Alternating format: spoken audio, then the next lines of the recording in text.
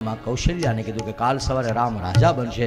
દાસીને ગળામાંથી હાર કાઢી માળા કાઢીને આપી કે દાસી બહુ સરસ સમાચાર આપ્યા, શુભ સમાચાર આપ્યા, સુકનવંતા આ તમે લઈ જાઓ. દાસી દોડતી દોડતી જતી હતી અને સામે મંથરા મળી. મંથરા કે કેમ ગાંડી થઈ ગઈ છો? તો તને ખબર છે કાલ સવારે રાજા બનવાનો છે મારો રામ. રામ રાજા બનશે એ સાંભળીને આખી અયોધ્યાને મજા આવી, પણ આને મજા ન આવી. એટલે દોડતી દોડતી કઈ પાસે ગઈ.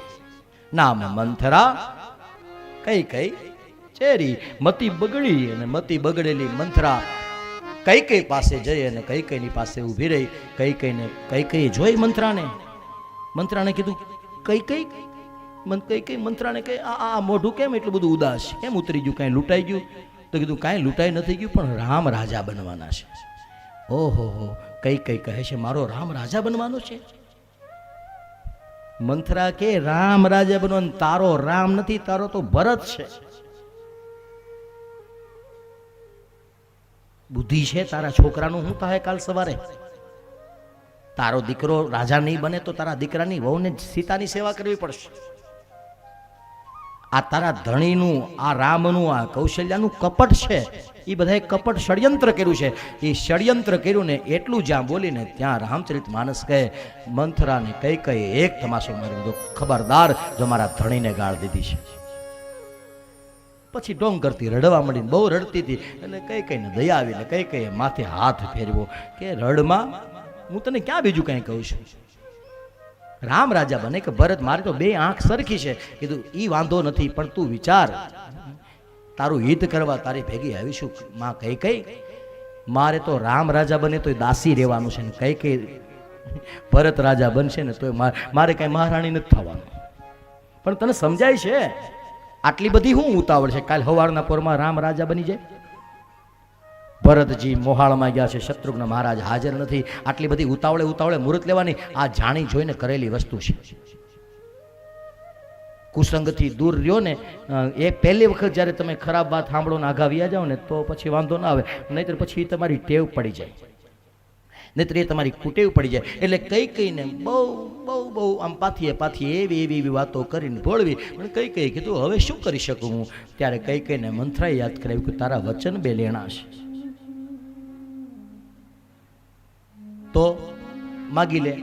ભરતજીને ગાદી માગી લે અને રામને વનવાસ માગી લે. કાળા કપડાં પહેરી લે, અંધારું કરી દે. અને દશરથના દરબારમાં અંધારું થયું. કાળા કપડાં પહેરીને બેઠેલી કઈને મનાવા દશરથજી આવ્યા. દશરથજીએ કઈને કીધું છે કઈ આ સમય છે આવા કપડાનો? કાલ સવારે મારો રામ રાજા બને છે ને આખી અયોધ્યામાં દિવાળીનો માહોલ છે ને તમે ઘરે જ આવું બધું વાતાવરણ ઊભું કર્યું, શું આ કઈ રીત છે? અને ત્યારે કઈ કહે છે કે તમે આખી દુનિયાનું તો વિચારો છો, તમે મારું કોઈ દી વિચાર્યું? બધાને પૂછો જે જોઈએ, જેને જે જોઈએ, મને કોઈ દી આપ્યું છે? દશરથજી પણ તારે શું જોઈએ? તને જોઈએ આપું, તું માગ ને, તું કે આપું. એ કે તમે કયો છો પણ દેતા નથી. મારું લેણું છે એટલું આપવું તોય ઘણું. દશરથજી કે પણ લેણું શું? મારા બે વચન લેણા છે, 2 નહીં 22 આપીશ, પણ અત્યારે તું સારા કપડાં આપી શણગાર સજી લે. કઈ કહે એમ નહીં. મંથરાએ કીધું તું કે રામના સોગંદ થાય ને પછી માગજો. ત્યારે દશરથે કીધું રામના હમ ખાઈને કહું છું. કઈ તું કે આપીશ? અને ત્યારે કઈ કીધું છે મારે બે વચન જોઈએ છે. એમાં પહેલું વચન લાગ્યું છે દેહુ પ્રાણ પ્રિય ભાવત જી કા એક બર ભરત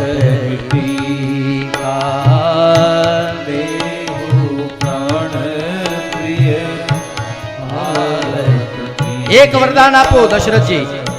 મારા મનને જે ભાવે છે, મારા અંતરની જે ઈચ્છા છે, મારે એક વખત મારી નજરે ભરતને રાજા બનતો જોવો છે. અરે ભરત રાજા બને કે રામ રાજા બને મને શું ફેર પડે? એ તો બે મારા દીકરા. જા તને વચન આપું છું તારા દીકરાનો હું રાજા. એમની ઉભા રહ્યો. હજી બીજું વરદાન છે, બીજું બાકી છે, માગું છું. ઈ બે હારે દેવાના છે. ત્યારે કઈ માગ્યું છે? તાપસ વેશ વિશેષ ઉદાસી. તાપસ વેશ વિશેષ ઉદાસી.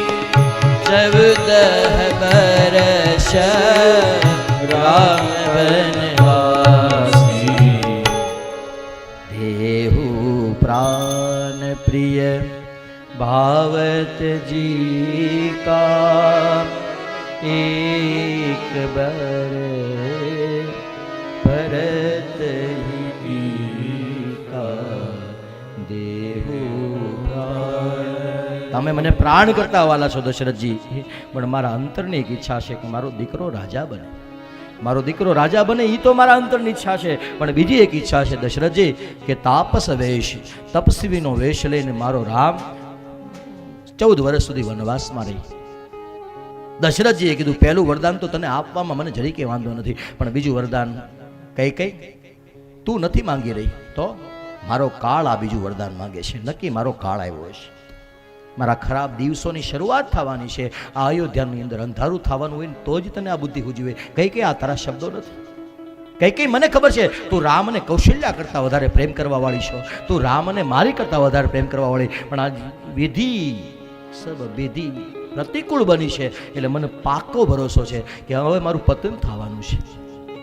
પણ યાદ રાખજે કઈ રામને વનવાસ એવો દશરથના જીભેથી અત્યારે નહીં, સાંજે નહીં, કાલે નહીં, મારા જીવતા તો ક્યારે હું રામને એમ કહીશ નહીં તું વનવાસમાં જા, પણ એક વચન જા. કઈ હવે મને કોઈ દી તારું મોઢું નહીં દેખાડતી. દશરથજી ગયા પોતાના કક્ષમાં, ભોળાનાથને 2 હાથ જોડીને પ્રાર્થના કરી છે. આશુતોષ તુમ અવઢોર હે ભગવાન ભોળાનાથ, 2 હાથ જોડીને તમને પ્રાર્થના કરું. મારી ઈચ્છા છે, મેં કોઈ દિવસ તમારી પાસે માંગ્યું નથી, પણ આજ મારે માંગવાનો વારો આવ્યો છે. હું માંગુ છું ભગવાન ભોળાનાથ, પણ બધાય કરતા અલગ છે. હું દુનિયાનો એવો અભાગ્યો બાપ છું. દુનિયાના દરેક બાપ તારી માનતા કરે તે એવી ઈચ્છા કરે કે મારો દીકરો મારું કહ્યું કરે, પણ આ દુનિયાનો એવો અભાગ્યો બાપ છું કે ભગવાન હે ભોળાનાથ, મારો રામ મારી વાત ન માને, મારો રામ મારું કહ્યું ન કરે. મારા અંતરની ઈચ્છા છે, મને દેવું બર, મને આવું વરદાન આપો કે મારો રામ મને છોડી ન જાય. આ અંધારું જોઈને કોઈએ રામજીને કીધું કે રામ આવું છે, અને રામજી આવ્યા કઈની પાસે. કઈને કે માં આ બધું શું, આ અંધારા, આ આંખું સૂજી ગયેલી ને આ કંકાસ, આ કલર. કઈ કીધું કે બસ હવે જવા જો ને. રામે 2 હાથ જોડીને કીધું માં સાચું કહેજો, મારી કાંઈ ભૂલ થઈ ગઈ છે, મારો કાંઈ અપરાધ થઈ ગયો છે, મેં કોઈ ભૂલ કરી નાખી હોય તો માં. કઈ કીધું રામચરિતમાનસમાં કઈ રામને કીધું કે રામ, ભૂલ કરવા માટે લાયકાત જોઈએ, તમારી અંદર ભૂલ કરવાની લાયકાત નથી. તમારી અંદર ભૂલ કરવા માટે જે જોઈએ વિચાર નથી. તમારથી ભૂલ ન થાય તો પછી બીજું કાંઈ નથી. મને એવી ઈચ્છા થઈ મારે ભરતને ગાદી આપીને તમને 14 વર્ષ વનવાસ, એ મારી ઈચ્છા હતી. મેં ઈચ્છા મારા 2 વચન માંગ્યા, એમાં દશરથજી નારાજ થઈ ગયા, તમારા પિતાને છોડીને જતા રહ્યા છે. મારી આટલી મેં કંઈ ખોટું માંગ્યું છે? અને ત્યારે રામ શું કહે છે, તુલસીદાસજી કહે છે, સુનુ જનની સોઈ સુત બરભાગી, જો પિતુ માતુ વચન અનુરાગી, તનય હિ માતુ પિતુ તોષનિહારા,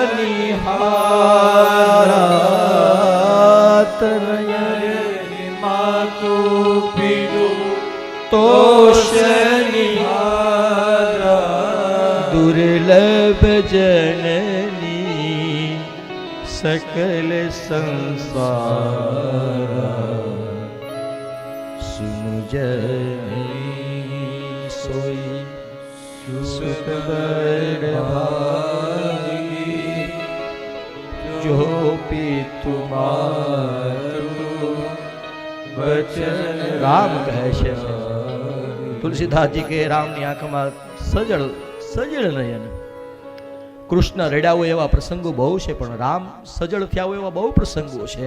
સજળ નેત્ર વડે રામે કીધું કે માં, આ દુનિયામાં એ જ દીકરો ભાગ્યશાળી છે જેના મા બાપ એની પાસે ડિમાન્ડ કરે છે. ભગવાન રામજી દશરથજીની પાસે જઈને કહે, પિતાશ્રી, આવી હઠ થોડી કરવાની હોય. વનમાં રહીએ કે રાજ્યમાં રહીએ, આપણે તો બધે સમય પ્રિય. મેં જ ગીતાજીની અંદર કીધું છે કે દરેક પરિસ્થિતિમાં જે વિવેકપૂર્ણ રીતે જીવન વ્યતીત કરે એ મને પ્રિય છે. મેં કીધું છે તો મારે તો જીવવું જોઈએ ને. અને આમે ભગવાન દશરથજીને રામ કહે છે કે તમે યાદ તો કરો આપણું કુળ કયું છે. રઘુકુલ રીતિ સદા ચલિયાઈ, પ્રાણ જાય અરુ વચન ન જાય. રઘુકુલ રામજી વનવાસમાં ગયા છે ને સીતા લક્ષ્મણજી સાથે તાપસ વેશ લીધો. રામને છોડવા માટે, રામને મૂકવા માટે સુમંત કાકા ગયા ગૃહરાજ કેવટે તમસાના કિનારા ઉપર ભગવાનના પગ ધોયા છે. અને પગ ધોઈ અને ભગવાનને સામે કિનારે મોકલાવ્યા છે. ભરતજી મહારાજ આવ્યા. ભરતજી મહારાજને ખબર પડી, માની સાથે વેર કર્યું, માને ન બોલવું, મંથરાને ઝાપટ મારી, તમાચો મારી અને આખી અયોધ્યાને લઈને રામને મનાવવા માટે વનમાં આવ્યા છે. પંચવટીમાં રહેલા રામને મનાવવા માટે, સીતાને મનાવવા માટે, લક્ષ્મણજીને પરત લાવવા માટે ખૂબ પ્રયત્નો થયા, પણ કોઈનું માયના નહીં. એ ભગવાન રામે ભરતજીને પોતાની પાદુકા આપી છે કે જાઓ આ પાદુકાની અંદર તમને મારું દર્શન થાય. ભરતજી પાછા આવ્યા. હવે સમય વ્યતીત થયો. માયાનું રૂપ લઈ અને મૃગ સોનાનું હરણ બનીને પેલો મારીચ આવ્યો. રાવણ સાધુનું રૂપ લઈને આવ્યો. હરણને મારવા ગયેલા રામ એમની પાછળ ગયેલા. લક્ષ્મણની ગેરહાજરીમાં સાધુનું રૂપ લઈને આવેલા રાવણે લક્ષ્મણ રેખાને ઓળંગ્યા બાદ સીતાજીનું અપહરણ કર્યું. સીતાજીનું અપહરણ કરીને જતા હતા ત્યારે જટાયુ મળ્યો. એ જટાયુને ભગવાનનો ભક્ત હતો. એને રાવણે બંને પાખો કાપી ભગવાનના શરણમાં પધરાવીને સીતાજીને લઈને જતો રહ્યો. આ બાજુ મારીચને માર્યા પછી ભગવાન આવ્યા. કુટીરની અંદર જોયા નહીં અને એના કારણે ભગવાન રડતા રડતા ધીવળ થઈ સજળ નેત્રે સીતાજીની શોધમાં નીકળ્યા. સંપાતિ મળ્યા અને જટાયુના અગ્નિ સંસ્કાર ભગવાનને કર્યા. આગળ ગયા ઋષ્યમુખ પર્વત ઉપર હનુમાનજી મહારાજનો ભેટ થયો. હનુમાનજીએ સુગ્રીવ સાથે મૈત્રી કરાવી. વાલીને ભગવાન મારે, અંગદને પોતાનો દાસ બનાવે. જાંબુવાન સહિતનું આખું વૃંદ તૈયાર થયું છે. વૃંદ તૈયાર થયું અને લંકાના સામા કિનારે બેઠા પછી કોણ સંદેશો લઈને જાય એવી વાત થઈ. હનુમાનજી જય શ્રી રામ કે મુદ્રિકા લઈ અને લંકામાં ગયા. લંકામાં જઈને સીતાજીને મુદ્રિકા આપીને ઓળખાણ આપી. આખી સુંદરકાંડની કથા તો તમને કાલે રાત્રે પહેલા ભાઈએ સરસ મજાની રીતે સમજાવી છે. આપણી પાસે વિશેષ સમય નથી એટલે સમગ્ર સુંદરકાંડની અંદર લંકાની જે કંઈ વાતો છે, વિભીષણની સાથે ભેટો થયો તે લંકા સળગાવી, રામનો સંદેશો આપીને હનુમાનજી પરત આવ્યા. સીતાજીનો સંદેશો ભગવાનને આપ્યો છે. નલ નીલ અંગદ જાંબુવાને બધાએ ભેગા થઈ સમુદ્ર ઉપર સેતુ બાંધવાનું કાર્ય શરૂ કર્યું. ત્યાં ભગવાન રામે પોતાના ઇષ્ટદેવ રામેશ્વર મહાદેવની સ્થાપના કરી. સેતુ બાંધી રામ સહિતની સેના લંકાની અંદર પ્રવેશી. વિભીષણે રાવણને સમજાવવાનો પ્રયત્ન કર્યો. પાટું મારી રાવણે વિભીષણ રામની સેનામાં આવ્યા અને યુદ્ધ શરૂ થયું. લક્ષ્મણજીને મૂર્છા લાગી. સુષણ નામના વૈદના કહેવાથી ભગવાન ગયા અને પેલા પર્વતને લઈ આવ્યા અને સંજીવની બુટીથી ફરીથી જીવતો કર્યો. જીવતા કર્યા લક્ષ્મણજીને. પછી સરસ મજા યુદ્ધ કોઈ દી સરસ મજાનું ન હોય, પણ અહીંયા થયું સરસ મજાનું યુદ્ધ. પણ એ યુદ્ધના અંતે બધાએ નાશ પામ્યા. પછી વિભીષણના કહેવાથી નાભીમાં રહેલા અમૃત કળશ ઉપર રામજીએ પ્રહાર કર્યો અને રામજીના એ બાણના પ્રહારથી રાવણ હતો એ રામની અંદર પોતાનું તેજ સમાવિષ્ટ કરે છે. સીતાજીને લઈ લક્ષ્મણ રામ હનુમાનજી બધા આખી સેના ફરી અયોધ્યામાં આવી. અયોધ્યામાં રામજીના વંશની કથા કહેવામાં આવી અને આવી રીતના રામાયણ પૂરી થઈ ગઈ. આમ તો 9 દિવસની હોય હસુભાઈ, પણ આપણે 7 દી પૂરા થાય પછી પાછું 9 દિવસનું આપણે ક્યારેક ગોઠવશું. રામચરિત માનસ આદર્શ જીવનની વાર્તા છે. અયોધ્યા એટલે કલહ વિનાની કાયા છે. સરયુ એ ભક્તિનો કિનારો છે. રામ મર્યાદાનું, ભરત વિવેકનું, લક્ષ્મણજી સેવાનું અને શત્રુઘ્ન સમર્પણની મૂર્તિ છે. સીતા એ શાંતિનું પ્રતીક છે. જેના ઘરમાં 10 ઇન્દ્રિયો ઉપર સવાર રહેનારો રાજા એટલે દશરથ છે. જેના ઘરે 3 પ્રકારની ભક્તિઓથી યુક્ત 3 રાણીઓ છે, એની ઘરે ભગવાન આ મર્યાદા, વિવેક, સેવા, સમર્પણની મૂર્તિઓ જન્મે. જ્યાં ત્યાગ છે, વિવેક છે, વૈરાગ્ય છે, ત્યાં જ શાંતિ હોય. એટલે સીતાજી પણ ત્યાં જ હોય અને આવું બધું હોય ત્યાં હનુમાનજી જેવા દાસ ભક્તિને માનનારા જે સેવકો છે એમનો પણ અવરો જવરો રહેતો હોય.